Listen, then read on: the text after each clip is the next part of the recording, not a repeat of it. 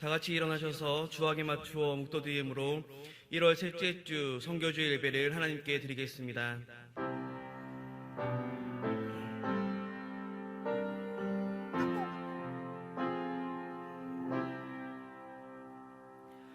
그런즉 누구든지 그리스도 안에 있으면 새로운 피조물이라. 이전 것은 지나갔으니 보라 새 것이 되었도다. 아멘. 사랑과 은혜가 충만하신 하나님 아버지, 은혜와 사랑을 감사드립니다. 한 주 동안도 하나님의 은혜 가운데 살게 하시고 거룩한 주일 주님의 전에 모이게 하여 주심에 감사드립니다. 이 세상에서 묻어온 모든 때들 이 예배에 통하여서 우리가 모두 벗어버리기를 원합니다. 십자가의 보혈의 은혜로 말미암아 우리가 새로워지게 하여 주시옵시고 새 힘과 능력을 받아 세상에 나아가 승리할 수 있는 우리 모두 되게 하여 주시옵소서. 또 오늘 주 예배를 통하여서 우리의 모든 예배가 은혜 충만하게 하시고 성령 충만하게 하여 주시옵소서. 우리의 모든 예배를 기뻐 받으실 줄 믿사오며 거룩하신 예수님의 이름으로 기도드립니다. 아멘.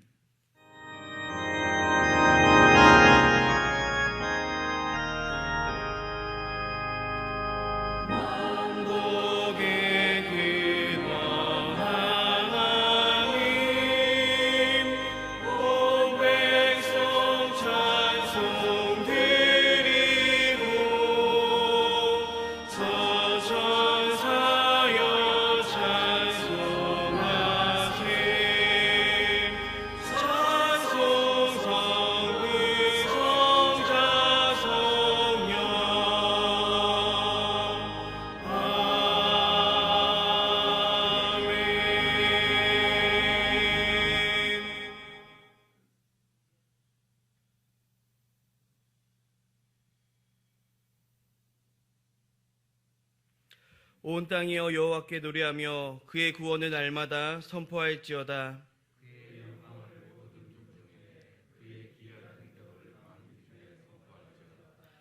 여호와는 위대하시니 극진히 찬양할 것이요 모든 신보다 경외할 것이며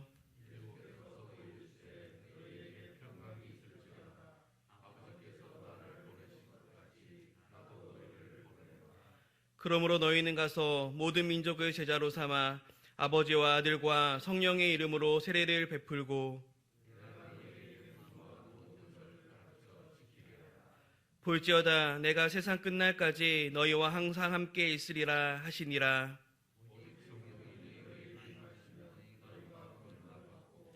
예루살렘과 온 유대와 사마리아와 땅끝까지 이르러 내 증인이 되리라 하시니라. 아멘. 나는 전능하신 아버지 하나님 천지의 창조주를 믿습니다. 나는 그의 유일하신 아들 우리 주 예수 그리스도를 믿습니다.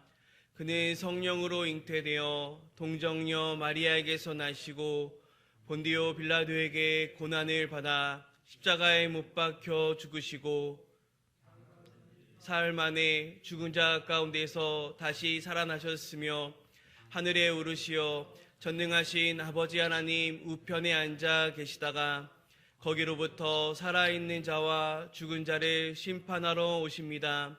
나는 성령을 믿으며 거룩한 공교회와 성도의 교제와 죄를 용서받는 것과 몸의 부활과 영생을 믿습니다.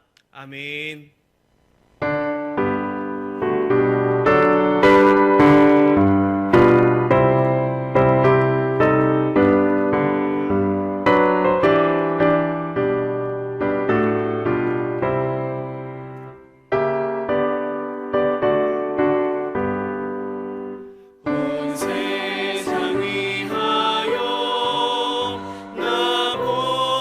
전하리 만백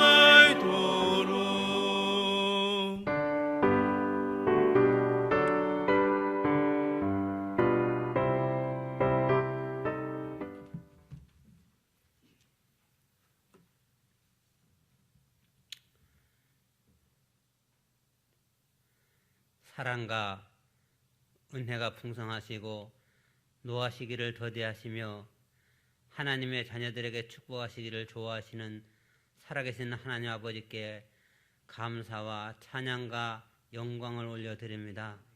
하나님 아버지, 작년 한 해에는 코로나19로 말미암아 많은 상인들은 생업을 포기하고 또한 학생들은 학교를 가지 못했으며 교회도 비대면 예배로 말미암아 성도님들은 예배의 중요성은 알게 되었으나 언제쯤 예배가 정상화될지도 모르는 상황에서 하루하루를 보내고 있습니다.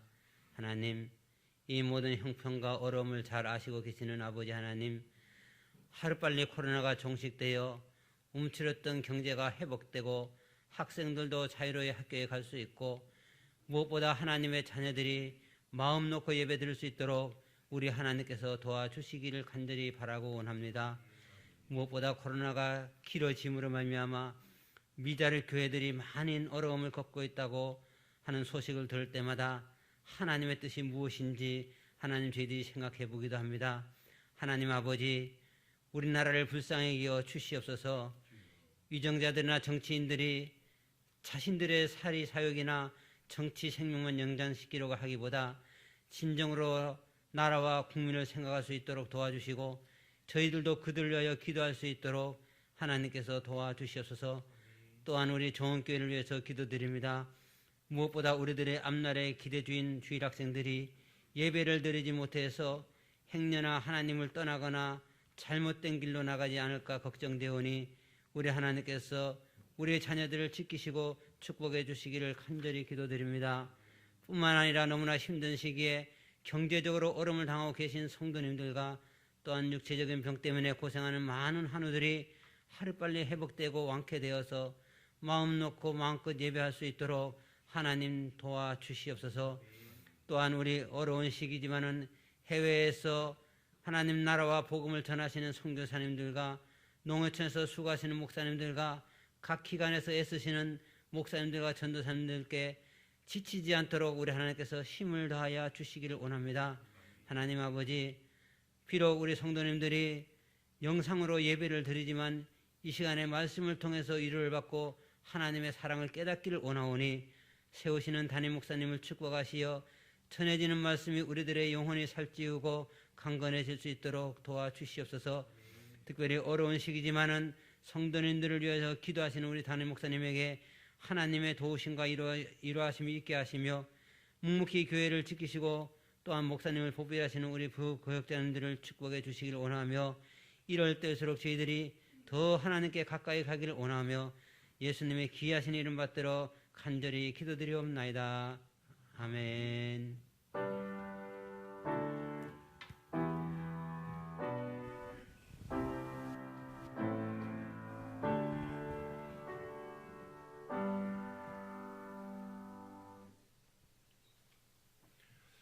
교회 소식을 전합니다. 현재 예배는 우리 2.5단계 방역 수칙에 따라서 진행되고 있습니다. 영상으로 예배 드리시는 우리 성도님들도 이 수칙에 잘 적응해서 지금 예배 시간 이렇게 예배 드려주시면 좋겠습니다. 새롭게 방역 지침이 내려왔는데 18일부터는 또 새로운 지침으로 우리 예배 인원의 지금 우리 각 예배실 인원 자리에 10%까지 예배가 진행되게 되었습니다. 그래서 다음 주부터는 여러분들이 예배를 같이 드릴 수 있을 것 같습니다. 한 예배에 우리 교회 전체적으로 한 50명 정도씩 예배 드릴 수 있기 때문에 1부, 2부, 3부 정도로 진행할 예정입니다. 자세한 사항은 또 문자로 한 번 더 보내드리도록 하겠습니다. 그렇게 되면 지난번에도 7시 반 그리고 9시, 11시 이렇게 예배를 드리셨는데 아마 그렇게 진행될 예정입니다. 그렇게 아시고 여러분 문자를 확인해 주시면 좋겠습니다. 오늘은 선교주일입니다. 이 선교주일은 작정하신 금액을 그대로 우리 선교기관과 그리고 국내외 개척교회 그리고 또 우리 해외 선교사님까지 이렇게 돕는 그런 일을 감당합니다. 2021년 오늘 선교주일은 원래 작정을 해야 되는데 지금 작정이 여의치 않기 때문에 예년 기준으로 그렇게 그대로 진행할 예정입니다. 혹시 추가로 변동할 분들이 계시다면 그 사무실로 연락해 주시거나 아니면요 교육자들에게 문자 주시면 저희들이 확인해서 그렇게 정리하도록 하겠습니다. 이번에 좀 달라지는 것이 있습니다. 그것은 바로 선교사 파송입니다. 우리 교회 주 파송 선교사가 이제 그 주 파송 선교사를 저희들이 이번에 파송하게 되면서 선교사님 파송에 대해서는 별도로 작정해 주시면 좋을 것 같습니다. 제가 부탁드리기로는 우리 선교사님을 보내는데 여러분들이 혹시라도 부담을 가질까봐 그런 생각이 듭니다. 가정에서 5천원이든 만원이든 여러분들이 그렇게 지원해 주셔도 크게 도움이 될 것 같습니다. 선교 계좌를 이용해 주시면 좋겠습니다. 선교 계좌가 따로 있습니다. 그래서 우리 선교사님 그 주파송 선교사든 협력 선교사든 이쪽으로 해주시면 우리 선교팀에서 잘 정리하도록 그렇게 하겠습니다. 선교사 파송 예배에 대한 광고를 좀 드리려고 합니다. 선교사 파송은 1월 20일 수요일 오전 11시에 본 교회 본당에서 있습니다. 우리 선교사 파송에 대한 광고 사항은 좀 더 보시면요. 우리 화면에 나올 수 있습니까? 선교사 파송 예배 광고. 예, 우리 포스터 없습니까? 예. 주보는 나와 있는데 주보를 보실 수가 없으니까 선교사 파송 예배에 거기 보시면 주보를 좀 비춰 주셔야 되겠는데 그러면 우리 성도님들은 전혀 볼 게 없는데 예, 한 번만 보여주시면 좋을 것 같은데요.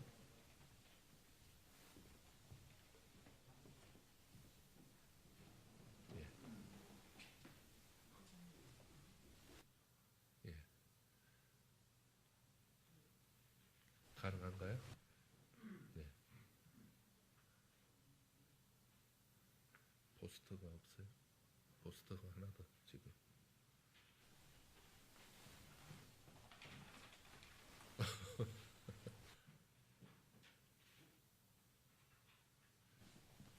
성도님들에게 포스터가 있으면 포스터를 보여주시면 되는데.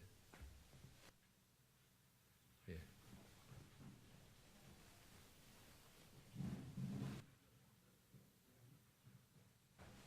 그 화면을 하나 보내주시면 좋겠네요. 지금 없어요?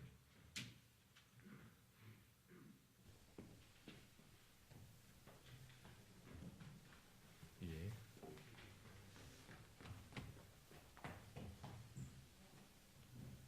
네. 지금 본당에는 우리 포스터가 잘 있는데 지금 현재로 보여줄 게 이거밖에 없어 죄송합니다. 선교사 파송 예배 이렇게 포스터가 나와 있습니다. 주보에 있습니다. 나중에 주보로 확인해 주시면 좋겠습니다. 선교사는 필리핀의 우리 장상기 선교사님, 강소영 사모님 선교사님 이렇게 해서 두 분을 보내게 됩니다. 한 가정을 보내게 되고요. 우리 교회에서 이제 파송을 하고 파송 기간은 베다니 출애굽 선교회에서 진행이 됩니다. 수요일 날 11시에 이렇게 진행이 되는데 여러분들을 다 초청하지 못해서 아쉽습니다. 그러나 기도해 주시기 바랍니다. 우리 두 분을 선교사로 우리 교회가 어려운 결정을 해서 이렇게 보내게 됩니다. 선교지는 필리핀의 안티롤로 불락한 만달루용 지역의 빈민 구제 사역과 그리고 학교 사역 그리고 설교 사역 감당하시게 됩니다. 여러분 계속해서 기도해 주시기 바랍니다. 자세한 사항들은 또 이렇게 그 주보에 그리고 홈페이지에 올려놓도록 그렇게 하겠습니다. 그리고 11시에 1월 20일 오전 11시에 유튜브로 그렇게 방송을 할 예정입니다. 함께 참여해 주시면 좋을 것 같습니다. 계속해서 광고 말씀드리겠습니다. 상반기 전교인 성경 필사 및 성경 읽기가 지금 계속 진행되고 있는데 20일까지입니다. 다 읽으신 분들은 구역장을 통해서 교회로 보고해 주시면 되겠습니다. 교회 사랑, 감사와 축복 저금통에 협조해 주신 분들께 감사를 드립니다. 기부금 납입 증명서 원하시는 분들은 사무실로 언제든지 연락 주시기 바랍니다. 밑에 보면 헌금 계좌 안내가 있습니다. 헌금 일반 헌금과 그리고 선교 계좌 이렇게 따로 있고, 그 다음에 좀 더 구체적인 계좌는 또 알려드리도록 하겠습니다. 현재는 그렇게 아시면 좋을 것 같습니다. 이 시간에 드리신 헌금 봉헌하겠습니다. 감사 헌금 드립니다. 58년의 정원교회 역사에 첫 주 파송 선교사를 허락해 주심을 감사드립니다. 특히 코로나 시기에 이 귀한 일을 감당하게 하시는 하나님의 특별한 은혜를 기대하며 영광 돌립니다. 선교사 파송식 경비로 이용재 목사 박혜경 사모 100만 원 목적 헌금 드렸습니다. 생일 감사 헌금 드립니다. 1년 동안도 건강으로 지켜주심을 감사드리며 날마다의 기도의 생활이 이어지도록 지켜주옵소서. 백윤신 장로님 드립니다. 범사에 감사드립니다. 박태호 집사님, 최선호 집사님. 범사의 주님 은혜 감사합니다. 백윤신 장로님, 연명자 권사님. 하나님의 크신 은혜에 감사를 드립니다.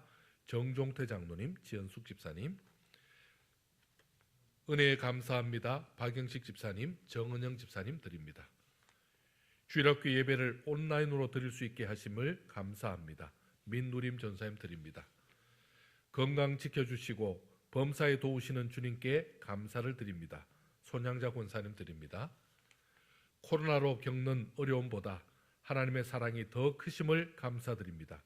박태규 장로님, 이영일 권사님 드립니다. 범사에 감사드립니다.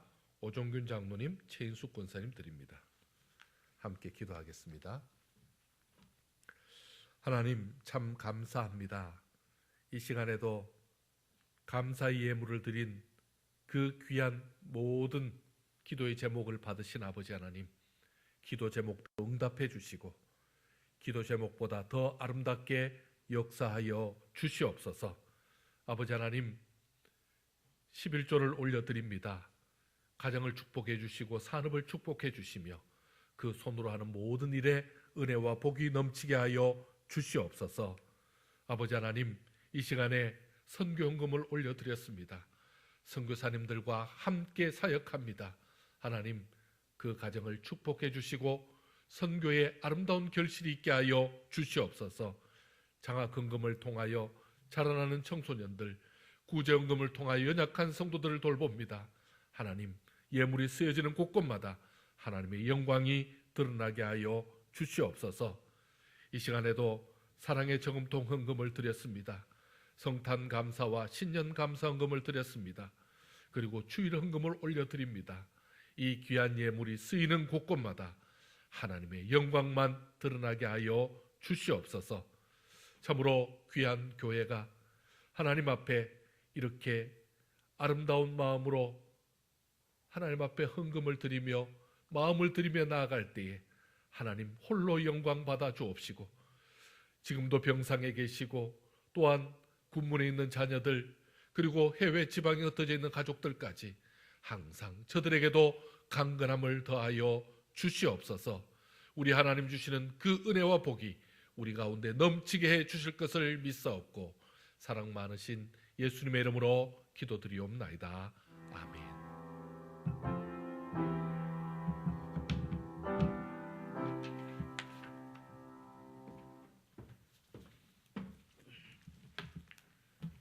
오늘 우리에게 주시는 하나님의 말씀은 사사기 15장 14절에서 20절까지의 말씀입니다.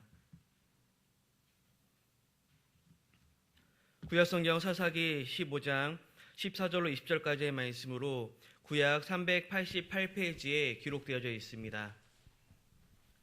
우리 함께 교독하여 읽으실 때에 제가 먼저 14절 말씀 읽겠습니다. 삼손이 레이의 이름에 블레셋 사람들이 그에게로 마주 나가며 소리 지를 때 여호와의 영이 삼손에게 갑자기 임하심에 그의 팔 위에 밧줄이 불탈 삼과 같이 그의 결박되었던 손에서 떨어진지라. 삼손이 나귀의 새 턱뼈를 보고 손을 내밀어 집어들고 그것으로 1000명을 죽이고 이르되 나귀의 턱뼈로 한 더미 두 더미를 쌓았으며 나귀의 턱뼈로 내가 1000명을 죽였도다 하니라. 그가 말을 마치고 떡 자기 손에서 내던지고 그것을 라만레이라 이름하였더라. 삼손이 심히 목이 말라 여호와께 부르짖어 이르되 주께서 종의 손을 통하여 이 큰 구원을 베푸셨사오나 내가 이제 목말라 죽어서 할례 받지 못한 자들의 손에 떨어지겠나이다 하니 하나님이 레이에서 한 오목한 곳을 터뜨리시니 거기서 물이 솟아나는지라. 삼손이 그것을 마시고 정신이 회복되어 소생하나 그러므로 그 샘 이름을 불렀으며 그 샘이 오늘까지 레이에 있더라. 함께 읽겠습니다. 블레셋 사람의 때에 삼손이 이스라엘의 사사로 20년 동안 지냈더라. 아멘.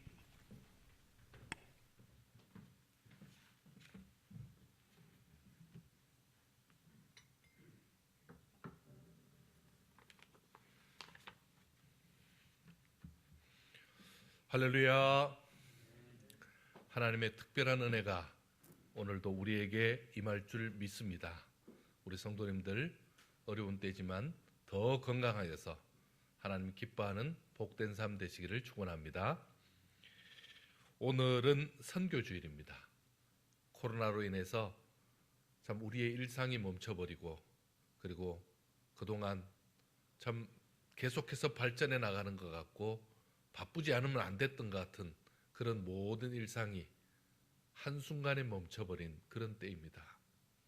참 마음도 힘들고 어려운 때죠. 하지만 하나님의 사역은 멈추지 않았습니다. 우리 교회의 선교의 사역도 멈추지 않았습니다. 하나님께서 정말 우리 성도님들의 그 마음을 모아서 한 해 동안도 우리가 계획했던 사역들, 선교, 그 모든 보내고 작정하는 작정해서 보내는 일들까지도 다 감당하게 됐습니다. 얼마나 감사한지 모릅니다.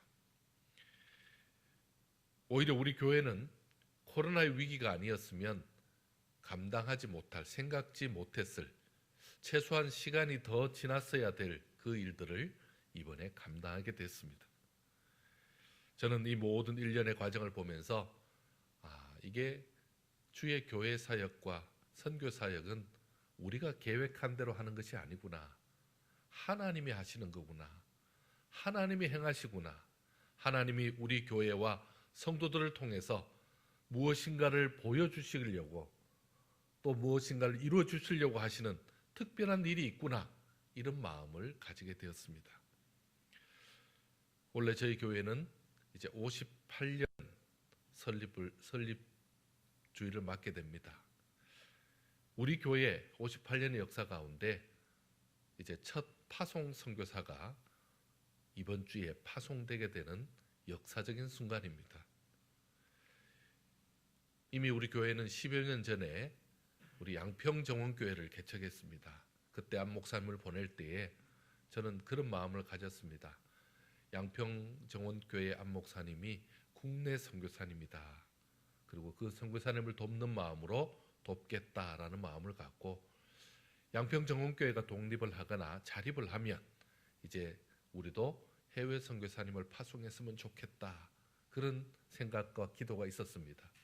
이번에 제가 이 선교사 파송 일을 접하면서 그 기도가 생각이 났습니다.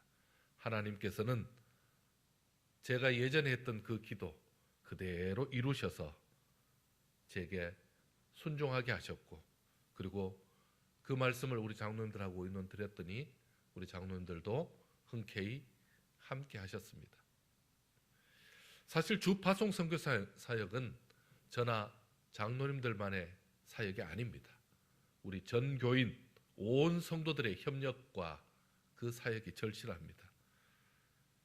지금까지 우리 교회는 10여 년 이상 한 곳을 정해놓고 선교를 했었는데 이번에 선교사님을 파송하기 위해서 몇몇 곳을 정리를 하게 되었습니다.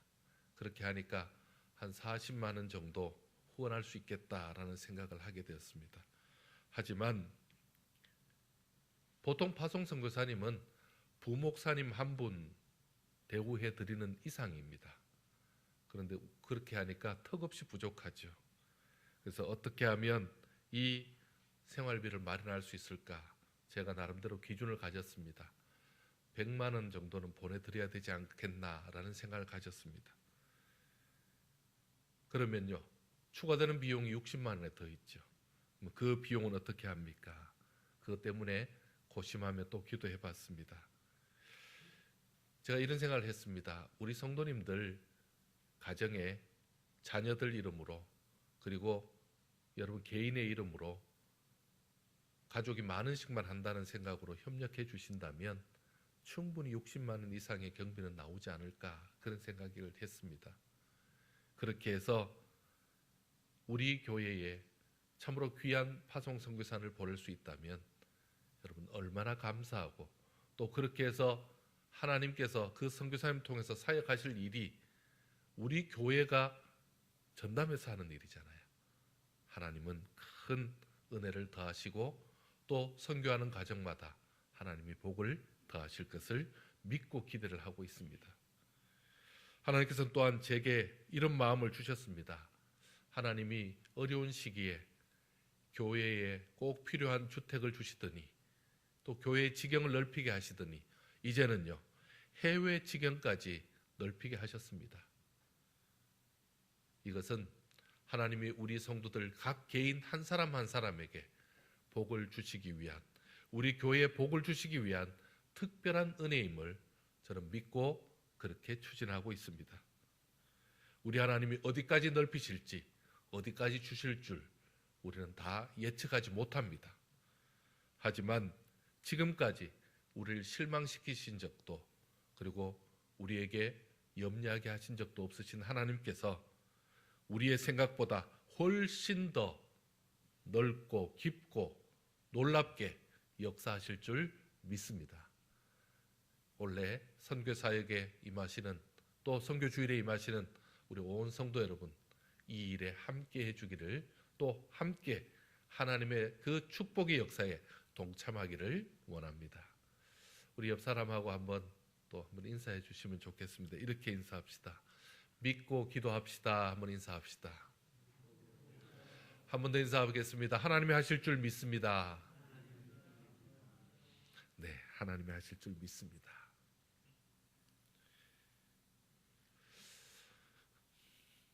여러분, 제가 설교 중이지만 한 번 더 이 선교 사역을 위해서 제가 잠깐 한 번 더 기도하겠습니다. 한 번만 더 같이 기도하고 또 설교를 시작하겠습니다. 하나님, 우리 교회가 어려운 시기에 온 성도들 한 마음으로 귀한 선교사님을 보내길 원합니다. 이번 주에 있는 파송 선교사님, 그 파송식을 축복해 주시고 그 일 이후로 하나님 앞에 정말로 놀라운 역사가 있게 하여 주시옵소서. 아버지 하나님, 이 큰 짐을 지고 이 모든 일을 감당하기에 여러 가지 준비가 많이 부족합니다.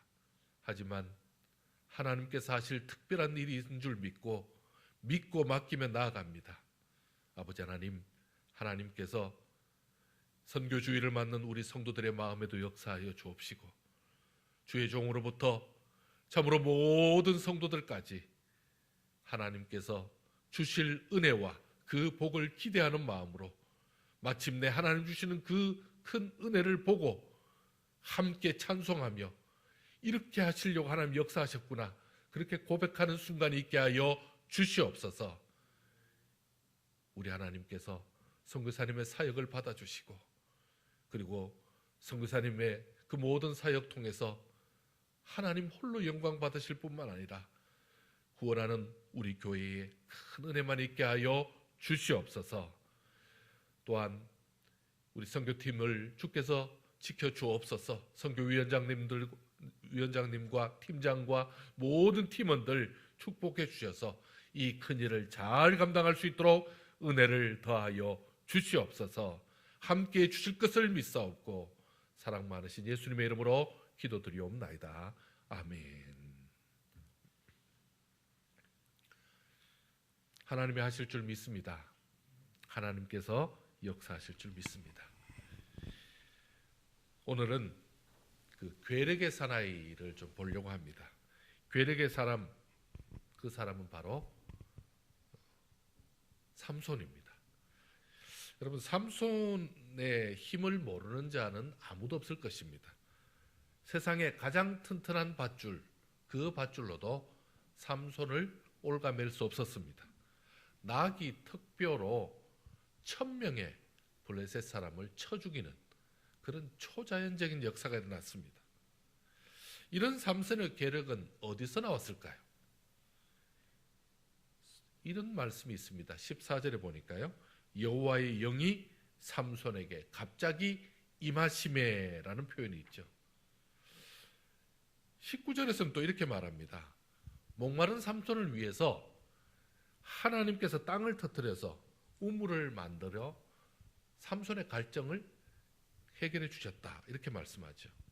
삼손은 이런 엄청난 힘으로 20년 동안 이스라엘의 사사로 머물면서 백성을 돌보았습니다.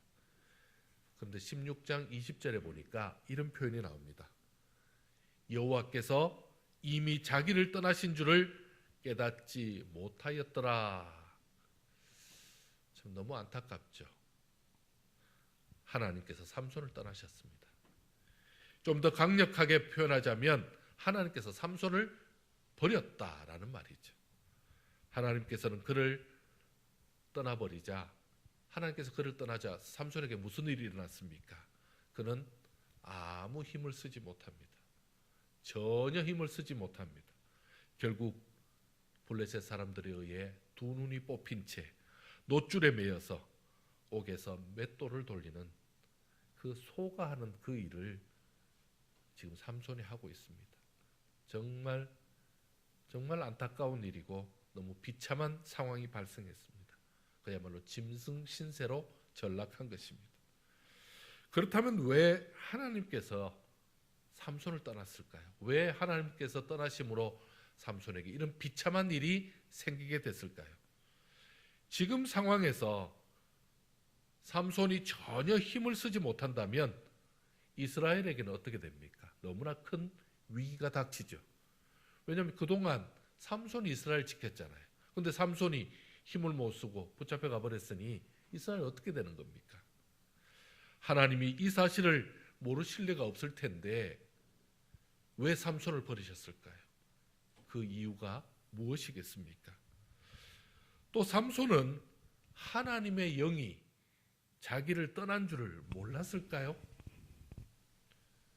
한때는 아무도 가까이 할 수 없는, 아무도 범할 수 없는 그런 괴력의 사나이였습니다. 그런데 그가 두 눈이 뽑힌 채 짐승처럼 묶여서 맷돌을 돌리는 그 모습을 여러분 상상만 한번 해보십시오. 얼마나 비참합니까? 삼손은 어쩌다가 이런 지경이 된 것입니까? 여러분, 우리가 알다시피 삼손은 아주 특별한 사람입니다. 그는 태어나서부터 하나님께 구별된 나실인이라는 그런 사람으로 자랐습니다. 하나님이 삼손이 나실인의 영성을 지킬 때에는 그와 함께 하시면서 그의 힘이 되어 주셨던 것입니다. 하나님께서 삼손을 떠나신 것은 나실인의 그 영성을 삼손이 버렸기 때문입니다. 하나님과의 약속을 깨뜨리고 삼손이 먼저 하나님을 버렸기에 하나님도 삼손을 버린 것입니다. 그렇다면 사사기 13장에 나오는 나실인의 영성이라는 게 뭐겠습니까? 먼저는 자신이 하나님의 사람임을 보여주는 것이 나실인의 영성입니다. 13장 5절 한번 보실까요? 한번 같이 한번 읽겠습니다. 시작.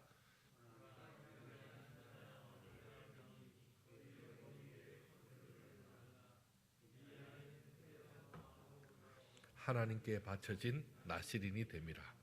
그가 블레셋 사람의 손에서 이스라엘을 구원하기 시작하리라 하시니. 아멘. 태어나면서 나실인으로 태어났습니다. 특별한 사람이죠. 그리고는요, 한 번도 머리카락을 자르지 않았습니다. 그게 바로 나실인의 표식이기도 합니다. 정말 이 한 번도 머리를 자르지 않았다. 여러분, 이거 벌써 다른 사람하고 다르죠? 누구든 한 번 보아도 이 사람은 나실인이구나. 누가 봐도 다 알 수 있는 그런 모습이었다라는 것을 이미 외형상에 갖추고 있었던 것입니다. 삼손은 이처럼 누가 보아도 하나님의 사람임을 알리며 사는 것이 그에게 주어진 영성을 살리는 것이었습니다.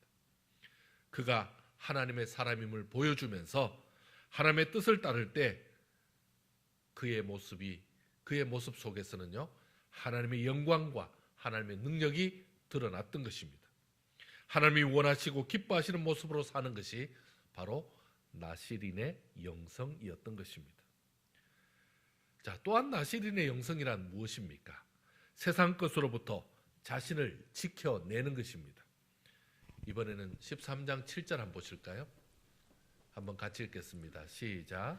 그가 내게 이르기를 보라 내가 임신하여 아들을 낳으리니 이제 포도주와 독주를 마시지 말며 어떤 부정한 것도 먹지 말라.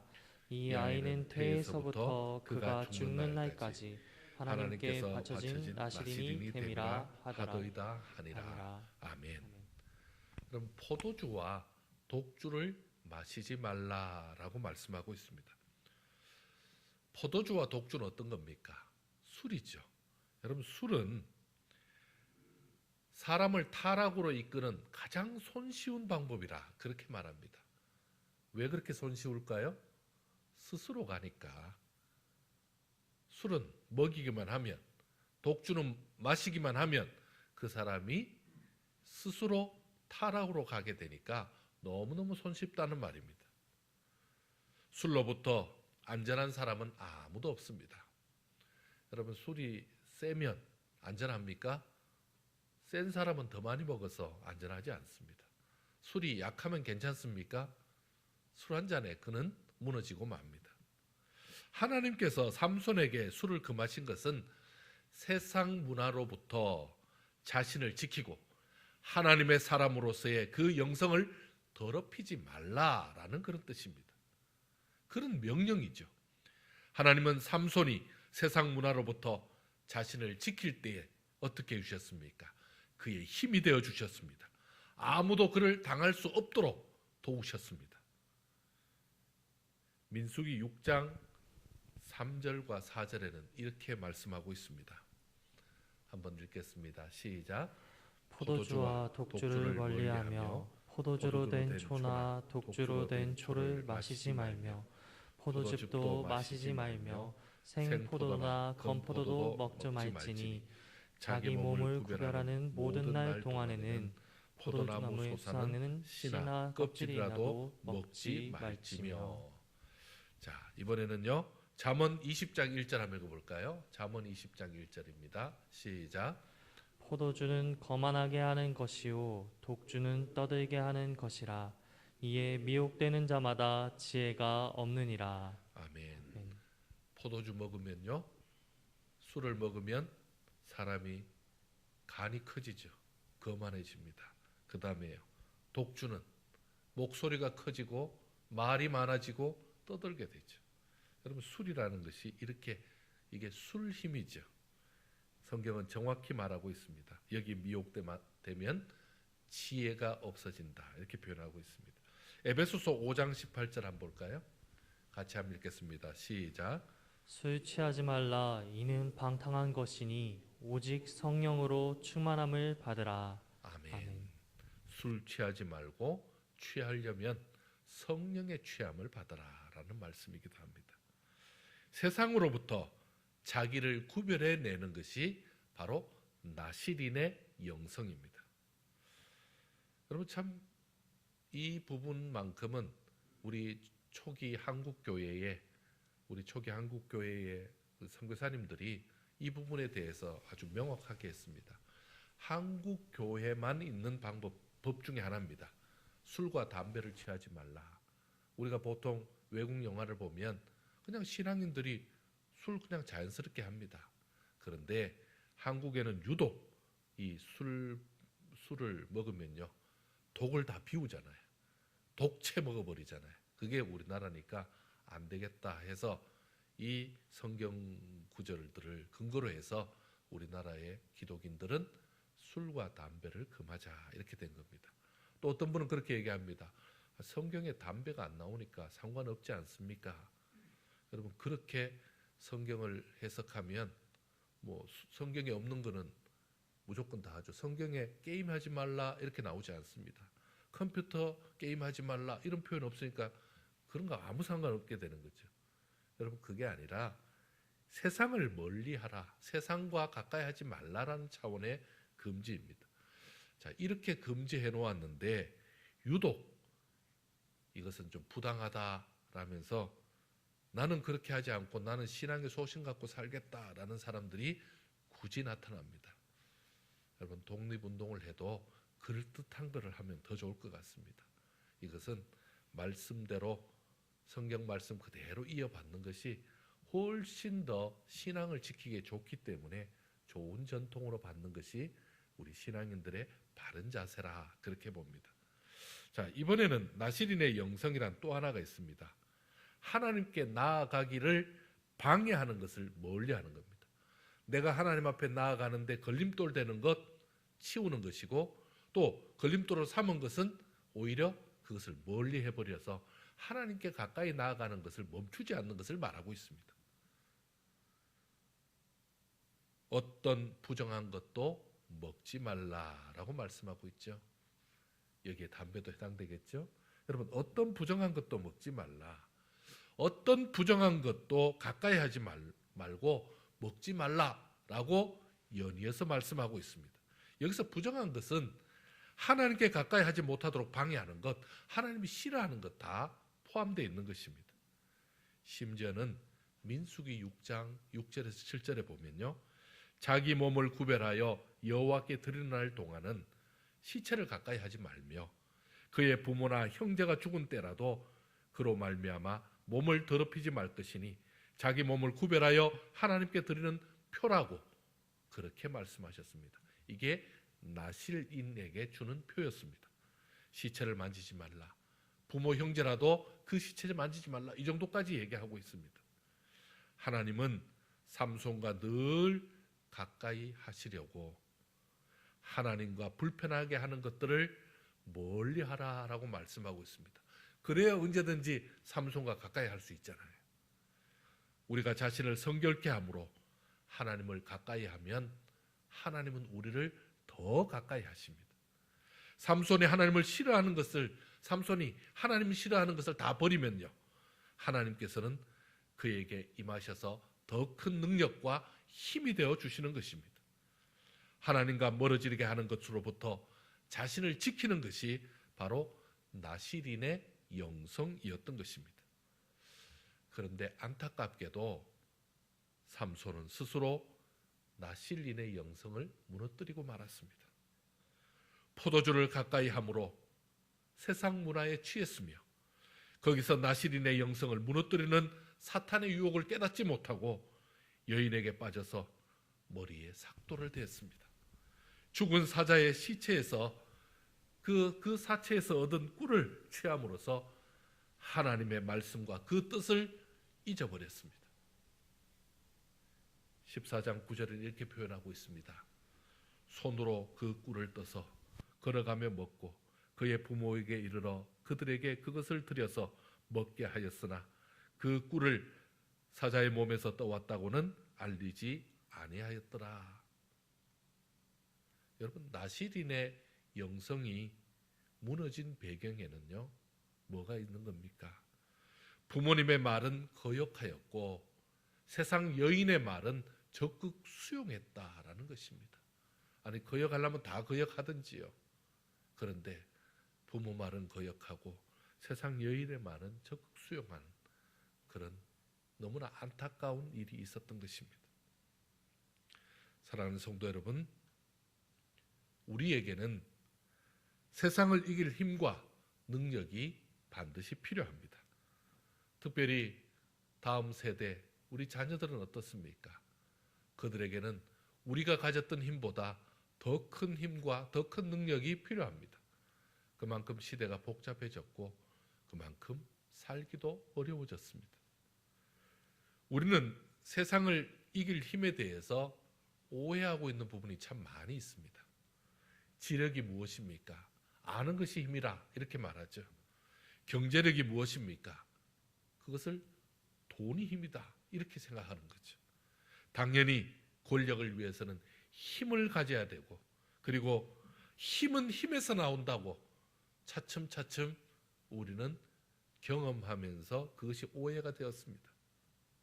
더 큰 문제는요, 이런 힘을 얻기 위해서, 더 큰 힘을 얻기 위해 하나님을 버리고 있다는 사실입니다. 우리 부모 세대들의 의식 전환이 먼저 시급합니다. 우리부터 하나님은 없어도 되고 세상에 힘은 가져야 된다라는 그런 이중적인 사고를 버려야 합니다. 여러분, 부모님들이 나중에 성공한 이후에, 나중에 대학 가고 너 출세한 이후에 그때 교회 돌아오면 된다, 그때 열심히 신앙생활하면 된다라는 이중 사고를 가졌습니다. 여러분, 아이들은 정확하게 그 부모님의 의중을 알아챕니다. 그럼 참 우리가 자녀들도 잘 키워야 되겠고 신앙도 지켜야 되니까 거기서 어정쩡한 자세를 취할 동안 자녀들은 그런 모습을 취하게 됩니다. 여러분, 신앙 없이 성공을 맛본 자가 신앙 없이 성공한 그 사람이 성공한 이후에 돌아올 수 있을까요? 돌아올 이유가 없습니다. 부모의 말을 따르지 않는 자녀의 미래는 어떻게 되겠습니까?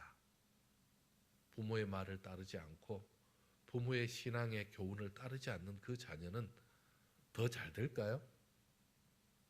지금 부모의 말을 순종하지 않는 자가 보이지 않는 하나님의 말씀을 따를 확률이 얼마나 있을까요? 더 부족하죠. 지금 내 자녀는 순종의 신앙을 가졌는지 그것부터 점검해야 합니다. 정말 믿음으로 따르고 있는지, 하나님 중심으로 가는지 먼저 우리가 생각해 보아야 합니다. 우리 자녀들이 세상에서 이겨나가기 위해서 힘을 기르는 것 대단히 중요한 것입니다. 많은 것을 갖추고 많은 것을 준비시키는 것 당연히 부모로서 도와주어야 합니다. 하지만 하나님께서 내 자녀를 주목해 주시지 않으신다면, 하나님께서 내 자녀를 축복해 주지 않는다면 그 이상은 발전할 수 없다는 것을 여러분 반드시 기억해야 합니다. 그래서 하나님께서 주목하시는 자녀로, 하나님께서 인정하는 자녀로 우리는 세워나가야 합니다. 그게 우리 부모 세대의 책임이기도 합니다. 하나님께서 함께 하시는 자녀가 되도록 우리가 최선을 다해야 합니다.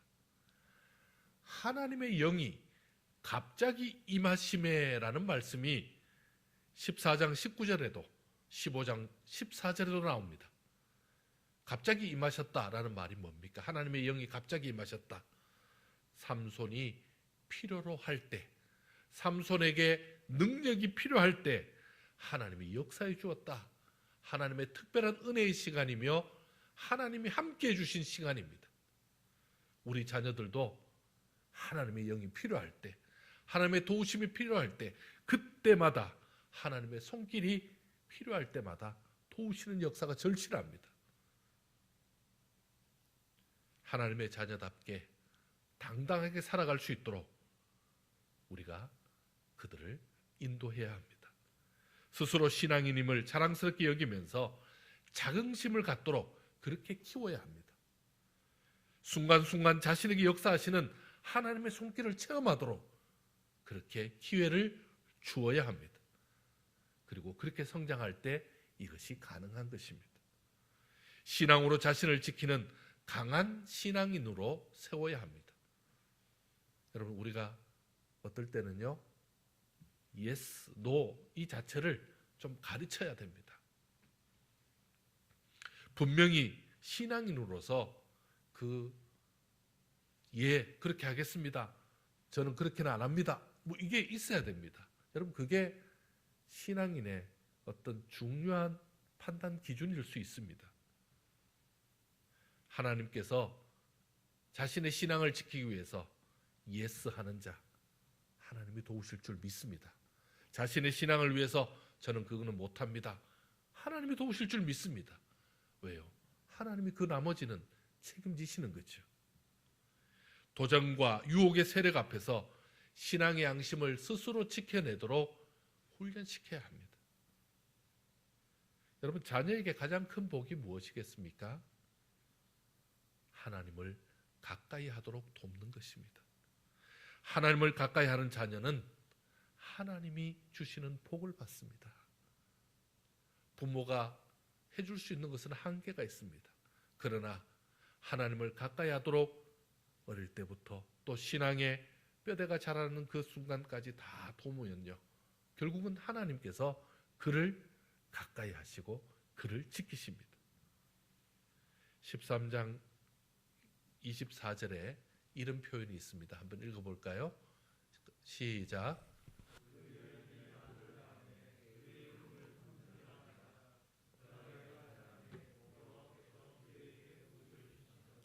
아멘. 하나님을 가까이 한 만큼 하나님이 복을 주십니다. 다음 세대인 자녀들이 이것을 체험할 때에 그들의 평생은 하나님이 책임져 주시고 하나님이 더 가까이 하시는 것입니다. 여러분, 그러므로 우리가 부모 세대인 우리의 책임이 있습니다. 내가 더 하나님을 가까이 해야 합니다. 나는 이 개처럼 옆으로 가면서 야야 똑바로 가라 똑바로 가라, 그 불가능하죠? 불가능합니다. 여러분들도 집에서 장모님으로, 권사님으로, 그리고 집사님으로 사시기 쉽지 않죠? 저도 우리 집에서 목사로 사는 거 쉽지 않습니다. 우리 애들이 그럽니다. 제가 뭐 조금 이렇게 하면 목사님 그러시면 됩니까? 이렇게 합니다. 그러면 저도 그렇게 합니다. 목사님이 실수했습니다. 다음엔 잘하겠습니다. 네, 그럽니다. 말을 뭐 한마디 했다가 괜히 그런 얘기 한 번씩 듣고 그럽니다. 여러분 어떻습니까? 우리가 신앙인으로 사는 것 자체가 우리 자녀를 살리는 것입니다. 우리 자녀가 이 세상에서 구별된 나실인의 영성을 가지고 살면서 복을 받게 하는 것, 사실 우리가 할 수 있는 최선입니다. 저는 그것을 유산이라고 말합니다. 다른 거 물려줄 게 뭐가 있습니까? 다른 거 물려줘도 다 없어지잖아요. 써버리면 없잖아요. 하지만 신앙은 유산이 되어서 일평생 남는 것이고, 재산은 뭐 큰 부자라도 3대 못 가는 수 있다면서요? 그러나 신앙은 3대 이상, 그리고 영원토록 내려갈 수 있지 않습니까? 신앙의 유산이 그래서 중요한 것입니다. 코로나 시대에 기독교의 위상이 많이 흔들리고 있습니다. 코로나 시대에 어떻게 보면 기독교가 인기가 많이 없어졌습니다. 아마 코로나 끝나고 나면 예전만큼 못할 겁니다. 근데 저는 그런 생각을 반대로 해봤습니다. 오히려 이런 때에 더 신앙인이 빛날 수 있습니다. 예전에는요, 누구나 교회로 왔다면 이제는 교회로 잘 안 오고 교회를 가까이 하지 않을 때, 이때 신앙인은 더 빛납니다. 이때 신앙인의 모습도 더 빛납니다. 누구나 교회 다니는 것이 아니고 누구나 신앙을 표현해내는 것이 아니기 때문에 그렇습니다. 그런 의미로 우리 자녀들과 우리들 신앙을 분명히 할 때입니다. 여러분, 여전히 우리 신앙인들 중에도 술, 담배 문제로 고생하는 분들이 있습니다. 참 제가 이렇게 바깥에 나갔다가 우리 성도님들을 가끔씩 만날 때가 있습니다. 그런데 제가 좀 부탁을 드립니다. 최소한 우리 집사님들 정도 되면 길가에서 담배를 물고 다니시면 안 됩니다. 제가 봤습니다. 여러분 참 그게 힘든 얘기죠. 담배 피울 데가 없으니까 그럴 수도 있지만 세상 사람들도 길에서 담배 안 피우는데 제가 지금 웃으면서 얘기하고 있습니다. 여러분 집사님들 굳이 담배를 꼭 피우고 싶다면 저 구석 화장실에 가셔서 막 한 번에 한 10대씩 20대씩 피우고 나오시든지 그렇게 하셔야지. 여러분 이거 한번 생각해 봅시다. 왜냐하면 자녀들이 그걸 보면 어떻게 되겠습니까? 자녀들이 알잖아요. 담배 안 피우는 사람들은 그냥 압니다. 그러니까 자녀들이 볼 때의 좋은 모습이 아니잖아요. 내 자녀에게 내가 엄청난 재산은 못 물려줘도 내가 신앙의 교훈과 습관은 물려주겠다 이렇게 생각하면 얼마나 이 금연하기 좋겠습니까? 술도 마찬가지입니다. 여러분 원래 한번 우리 자녀들을 위해서 한번 결심해 보면 좋을 것 같습니다. 술 한 잔 정도야 여러분 정말 딱 한 잔만 마실 것 같으면 저도 정말 성도님들에게 뭐 정말 양해해 드리고 싶습니다. 여러분 그렇게 하는 사람 아무도 못 봤습니다. 한 잔이 두 잔 되고 두 잔이 한 독이 됩니다. 그러니까 그거 아예 시작을 안 하는 게 좋습니다. 저는 이렇게 부탁을 드리고 싶습니다. 우리 신앙의 우리 자녀들, 우리 친구들 앞에서 같이 친구들 앞에서 밥 먹을 때 당당하게 식사기도 좀 했으면 좋겠습니다. 당당하게, 정말 당당하게. 물론 우리 어른들도 마찬가지죠. 우리가 다른 사람이 있으면 평소 기도하다가도 그냥 오늘 이게 괜히 또 사람들이 좀 부담스러울까 봐 기도를 안 하는데 저는 이제 반대로 얘기하는 겁니다. 오히려 자 드시라고 난 잠깐 기도하시면 좋을 것 같습니다. 그러면 주위 사람들이 누가 기도하고 있는데 먹기도 그렇고 괜히 불편해지죠. 불편해지게 만들라는 겁니다. 왜요? 나는 신앙인이라고. 여러분 왜 그렇게 친구들 앞에서 티나게 기도해야 됩니까? 기도하고 신앙인으로 모습을 보인 사람이 다른 사람과 같이 죄 짓는 데 동참할 수 없습니다. 여러분 그렇게 할 수 없거든요. 그렇게 하기를 원하지 않거든요. 여러분 그게 굉장히 중요합니다. 그런 모습 필요합니다. 여러분 술, 담배 때문에 사회생활 힘들다고요? 이 기도하는 거 티내면 부담스럽다고요? 요즘은 교회 갔다 그러면 직장에서 굉장한 오해받고 그런다고요? 여러분 이럴 때일수록 자신의 신앙을 분명히 하시기 바랍니다. 그러면 범하지 못합니다. 그러면 손대지 못합니다. 그러면요 그 사람을 인정하게 됩니다. 여러분 이런 모습이 우리가 참 작은 거지만 이 나시린의 영성 가지고 정말 그 삼손의 영성 가지고 살아가는 우리의 모습이 되지 않겠습니까? 사랑하는 성도님들이 올 한 해 동안 부모 세대로서 또 우리 자녀들에게 귀한 본을 보이기 위해서 눈에 보이는 또 다른 사람에게 가장 먼저 보이는 이 부분부터 우리가 교훈을 가지고 살아가면 또 뜻을 가지고 살아가면 특별한 역사가 자신의 삶과 가정에서 일어날 줄 믿습니다. 함께 기도하겠습니다. 하나님 참 감사합니다. 하나님께서 우리 성도들 한 사람 한 사람에게 특별한 은혜를 더하여 주옵소서. 우리 부모 세대에서 정말 다음 세대 우리 자녀들에게 가장 아름다운 신앙의 모습을 보여주는 참으로 신앙의 원조 되게 하시고 신앙의 선조 되게 하시고 신앙의 부모 되게 하여 주옵소서. 또한 그 자녀 세대 다음 세대에게 아름다운 신앙의 모습을 보여주므로 참으로 우리 자녀들이 깊이 깨닫고 참으로 정결한 부모님 또 정결한 선배들로부터 하나님의 사랑 받아서 그 신앙을 대대손손 이어갈 수 있도록 주여 축복하여 주시옵소서.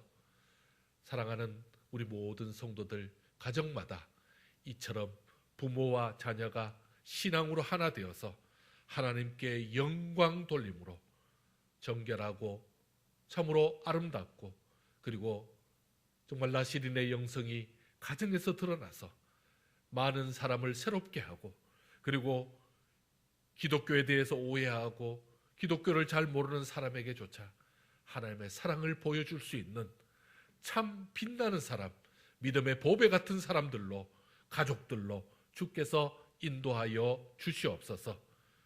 선교주의를 통해 하나님 앞에 우리의 이 뜨거운 마음을 세상 끝까지 전하고자 하는 온 성도들의 그 순수한 그 마음과 또한 우리의 신앙까지 세상에 아름답게 전해질 때 하나님의 영광만 남는 복된 교회, 복된 가정 될 수 있도록 축복하여 주시옵소서. 감사드리오며 예수님의 이름으로 기도드리옵나이다. 아멘.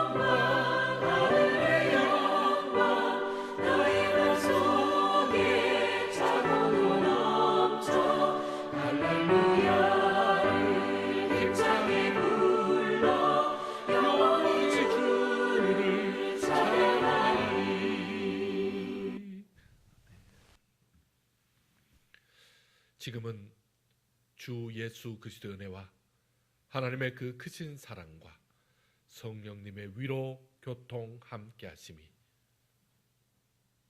온 성도가 합심하여 우리 교회 58년의 역사에 주 파송 선교사를 보내기로 작정하고 또한 이 시대에 나시린의 영성, 그 영성 가지고 부모로서의 그 삶을 살고 자녀들에게 그 다음 세대에 물려주기로 작정하는 온 성도들 머리 위에 저들의 참으로 뜨거운 삶 위에 저부터 영원까지 함께 있을지어다. 아멘.